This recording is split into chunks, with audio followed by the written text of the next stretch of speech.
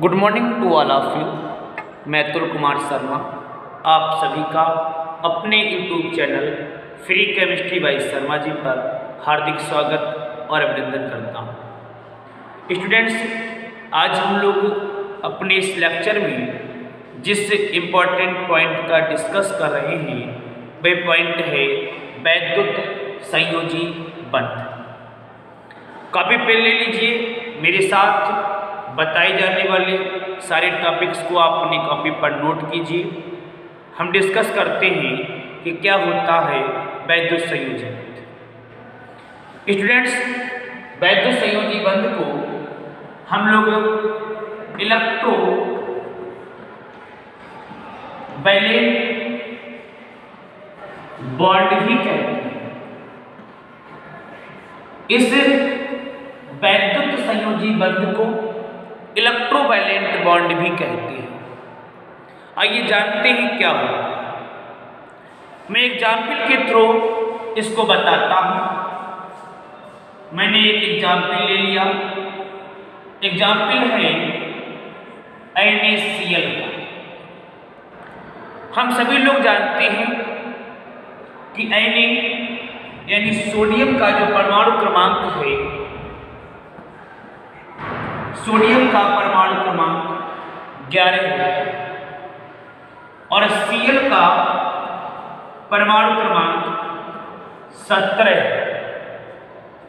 जब हम लोग इनका विन्यास निकालते हैं तो आपको Na में 2,8,1 ये कंडीशन मिलती है। और जब हम लोग Cl की बात करते हैं तो Cl में आपको 2,8,7 ये कंडीशन मिलती है।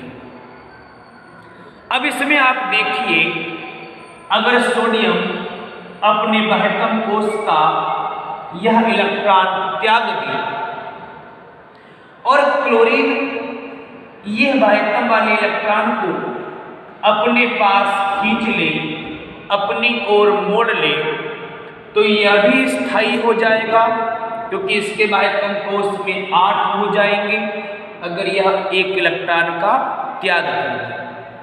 और ये Cl अगर इसके त्यागे जाने वाले इलेक्ट्रॉन को खींच ले, अपने पास बुला ले, अपने में शामिल कर ले, तो इसके भी 7 और 1 8 हो जाएंगे। अर्थात होगा क्या, देखिए हमारे पास Na हो गया, हमारे पास Cl हो गया। इसके बाह्यतम कोश में एक इलेक्ट्रॉन मैंने दिखा दिया। Cl के बाह्यतम कोश में 7 इलेक्ट्रॉन मैं दिखा दिया। 1 2 3 4 5 6 और 1 7। ऐसी कंडीशन में क्या होगा, जो इलेक्ट्रॉन त्यागता है तो इसका यह जो इलेक्ट्रॉन है वह दूसरे वाले परमाणु की ओर ट्रांसफर हो जाता है। ऐसी स्थिति में जो इलेक्ट्रॉन देता है उस पर पॉजिटिव का चिन्ह आता है और जो इलेक्ट्रॉन लेता है उस पर नेगेटिव का चिन्ह आता है और ये दोनों आपस में जुड़ जाते हैं और जुड़ करके NaCl का निर्माण करते हैं। तो इससे पता चला क्या बात मैं बताना चाहता हूं। जब दो परमाणुओं के मध्य, एक हमारे पास सोडियम है, एक हमारे पास क्लोरीन है, मैं एज ए एग्जाम्पल के रूप में इसको प्रयोग कर रहा हूं। दो परमाणुओं में से एक का इलेक्ट्रॉन ट्रांसफर हो गया। तो जब दो परमाणुओं के बीच इलेक्ट्रॉन का स्थानांतरण होता है, जब दो परमाणुओं के बीच इलेक्ट्रॉन का स्थानांतरण होता है तो उससे जो बॉन्ड बनता है उस बॉन्ड को हम लोग वैद्युत संयोजी बंध करते हैं। क्लियर हो गई बात? फिर से एक बार रिपीट करता हूँ।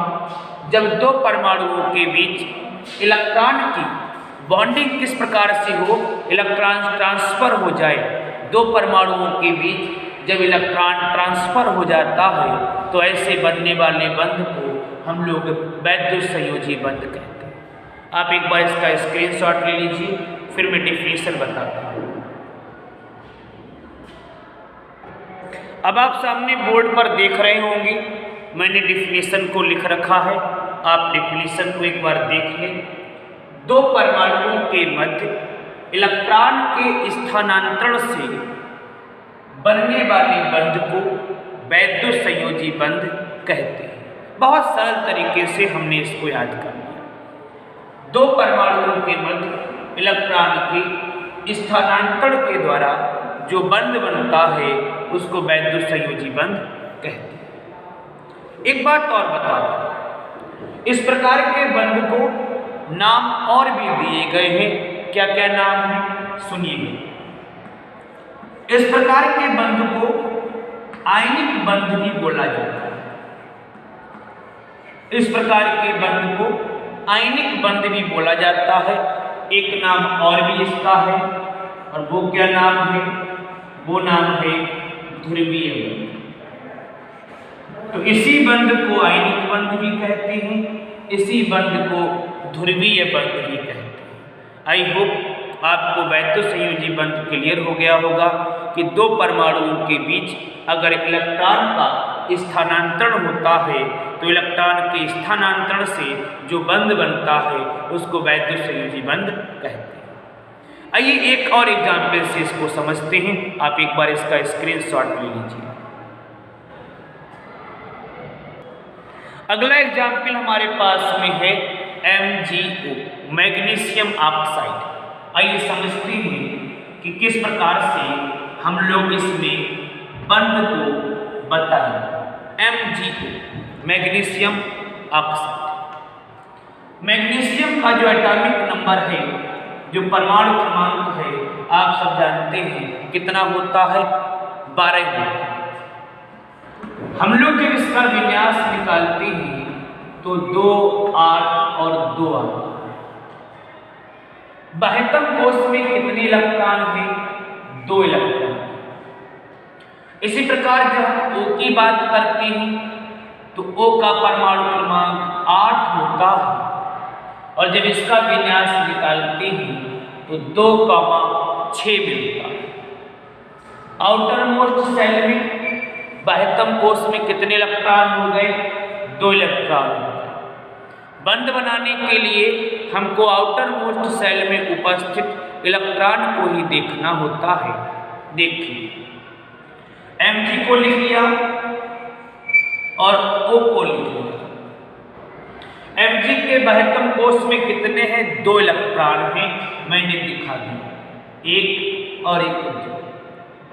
और O के बाह्यतम कोश में कितने हैं? 6 हैं, 1 2 3 4 5 और 1 6।